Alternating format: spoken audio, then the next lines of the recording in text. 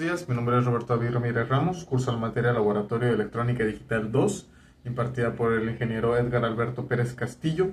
El día de hoy voy a realizar la práctica número 1, llamada medición de los parámetros eléctricos, y los materiales van a ser un 7404, que es una compuerta TTL NOT, un CD4049, que es un CMOS NOT, y un 7414, que es un Not Schmidt Trigger. Bien, pues se procede con la medición del circuito y dado la simulación previamente establecida, lo que se supone es que se espera una corriente sumamente baja en ambos niveles lógicos, ya que se esperan a lo mucho 40 microamperes y a lo mínimo picoamperes. Como observamos en este multímetro, el rango del multímetro es hasta miliamperes, hasta 1.5 miliamperes, 0.1 miliamperes, mejor dicho, 0.01 miliamperes. Fuera de ese rango no lo detecta, entonces, pues bueno, sabemos que estamos hablando de corrientes sumamente bajas, mínimo en el TTL. Se realiza con la segunda medición, que es la medición de corriente en el CMOS 4049. Se observa que se están conectadas a la salida según dado el pinout. Están conectadas en el pin 5 y en el pin 2. El pin 3 y el pin 4. El pin 3 es la entrada para el pin 2 y el pin 5 es la entrada para el pin 4. Esto es lo que se observa. Y se observa que también, así como en el TTL, se manejan con muy bajos niveles de corriente. Tanto en el 0 como en el 1. Se manejan con niveles bajos, niveles lógicos, niveles de corriente muy bajos. Y pues al hacer la medición de las potencias, que también está dado se nos solicita aquí medimos las corrientes en el simulador. Se nos pide también medir la potencia consumida por el TTL y por el CMOS. Comprendemos que al estar hablando de micro y picoamperes, pues nos sale, pues en este caso, picowatts, que esto no lo mide el multímetro, esto lo tendremos que hacer manual. Y también se nos solicita hacer la medición de la corriente, que esta la vamos a hacer en este momento. En esta segunda parte mediremos en este primer caso, bueno, este es el segundo caso. Lo que se desea medir es medir, según el pinout, se quiere medir la corriente de entrada hacia el CMOS. Y si nos damos cuenta, según el multímetro muestra valores sumamente bajos que prácticamente no da lectura porque está consumiendo aproximadamente micro o picoamperes, y no importa, se le cambia el estado lógico, esto no está relacionado al estado lógico, eso está relacionado a la cantidad de corriente y a la potencia, ¿no? Que eso será uno de los pasos que resolveremos más adelante. Esto en el CMOS. Muy bien, en esta segunda parte lo que observamos es que se desea medir la corriente del TTL 7404, que sería Muy bien. Alimentado a 5 volts, como está aquí, es en este caso, aquí está la conexión de alimentación de 5 volts. Aquí se recibe la corriente, voltaje. Este es el positivo y pues el multímetro, como recordaron, funciona como un puente para conectar estas dos partes. Esto va por acá, esto va por acá. Y entonces, como podemos ver, en la corriente también es muy pequeña, ya que el multímetro que se usa tiene la capacidad, repito, tiene solamente la capacidad de llegar hasta 0.01 miliamperes, que en este caso pues no basta, ya que se ocupa microamper o hasta picoamper para las mediciones necesarias. Y aquí no importa si se cambia, repito, no importa si se cambia el estado lógico, la capacidad o la corriente consumida y por ende la potencia misma no cambian. Y bueno, el circuito queda más o menos así, solamente es cosa de alimentar el CMOS.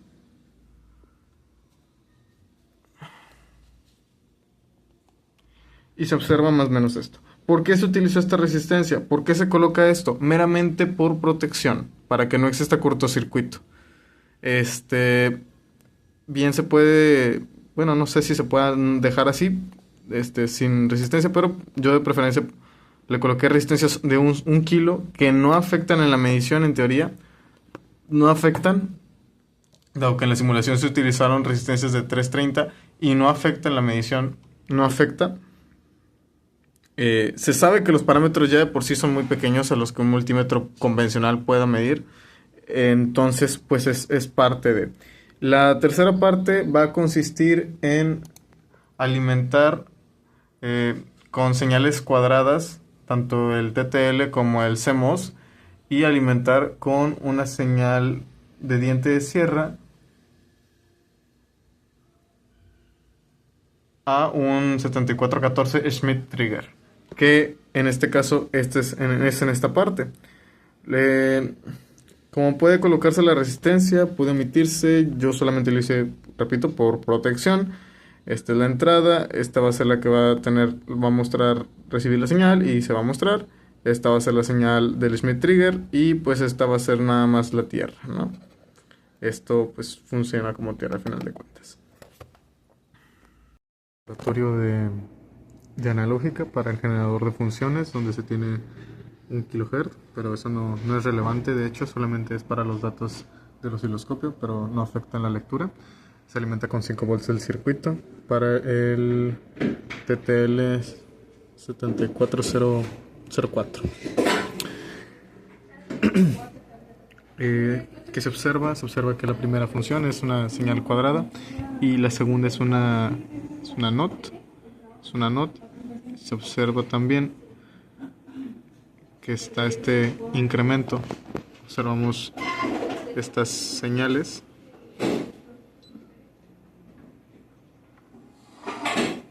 Estas señales.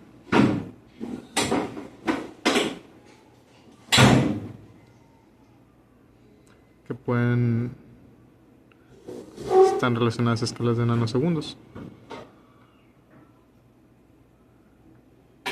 Aquí observamos que existe una diferencia. Se dice que cada cuadrito está a una escala de 200 nanosegundos. 2, 4, 6, 8, 10, 12, 14, 16, 18. 18 son 18 nanosegundos. Eso 18 por 200 es la diferencia entre el tiempo de respuesta para esta señal en el 7404.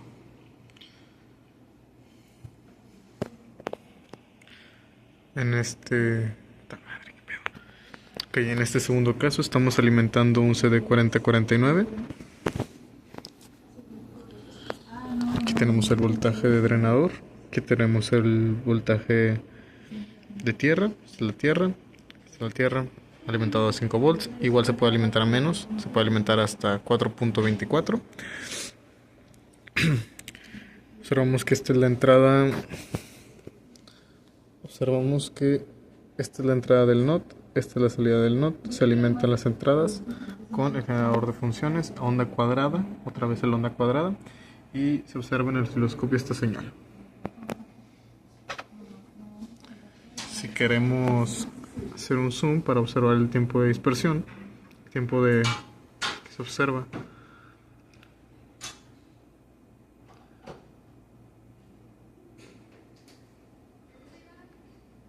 que esta es la señal 1, esta es la señal del generador de funciones y esta es la señal del CMOS. Podemos ver que existe un tiempo de respuesta de aproximadamente 200 nanosegundos entre el cambio de y de este, o sea, donde ya empieza a subir realmente porque este fue un pico medio extraño y se estabiliza otra vez para poder subir de manera normal al uno lógico. En esta parte lo que realizamos es alimentar. A ver, voy a cambiar la posición. Ahí está. Lo que se realiza es con un generador de funciones de tipo rampa. Se alimenta un 7414, que es un NOT Schmidt Trigger. Y pues el circuito se alimenta a 5 volts. Conectamos las tierras respectivas y observamos esta señal. ¿Qué se observa? Bueno, primeramente se observa que el semiciclo negativo no aparece, pero aparece como una señal negada en el NOT. También observamos que cuando es el semiciclo positivo, se tiene una onda cuadrada, ¿no? Se tiene una onda cuadrada cada semiciclo positivo. Aquí no se solicita calcular el tiempo de propagación, aquí simplemente se solicita observar. Y pues eso sería todo por la práctica. Se utiliza esta resistencia, esta conexión nada más por protección del circuito, para la salida, para que no vaya directamente a tierra. Pero no debería afectar la señal.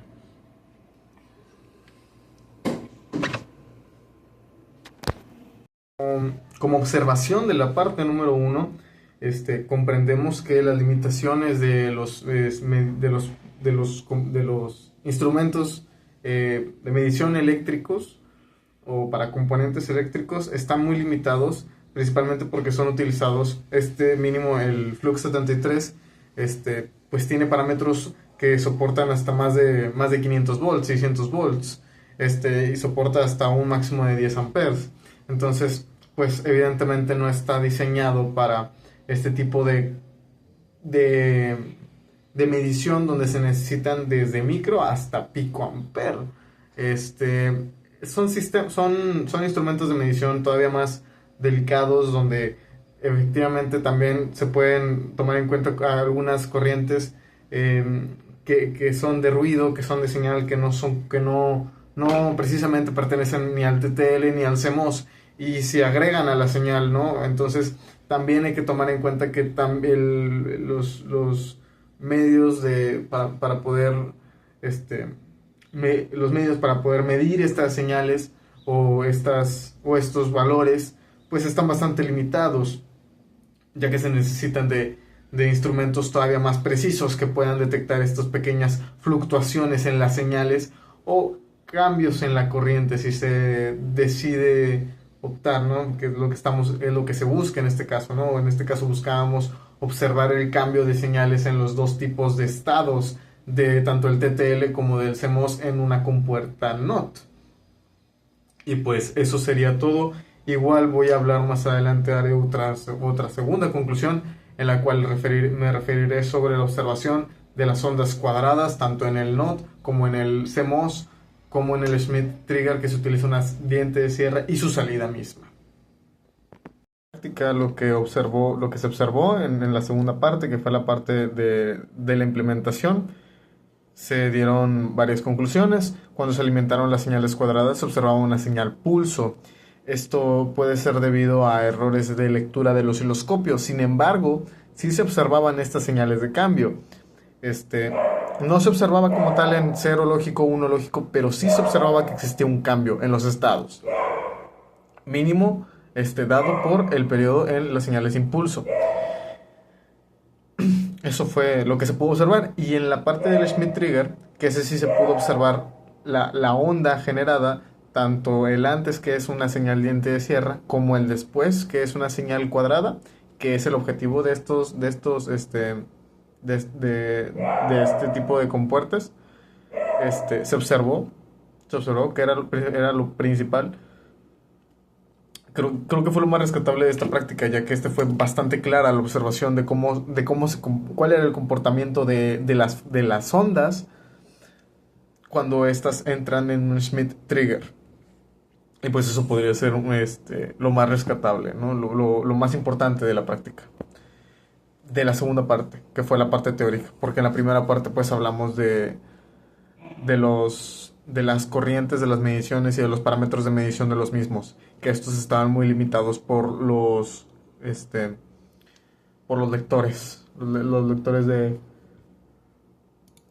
los medidores de corriente los medidores de corriente principalmente. Fuera de cámara se hizo una medición de voltaje y pues obtuvieron otros parámetros que pues hablaba del uno lógico en un CMOS y un uno lógico en un TTL, que también es importante.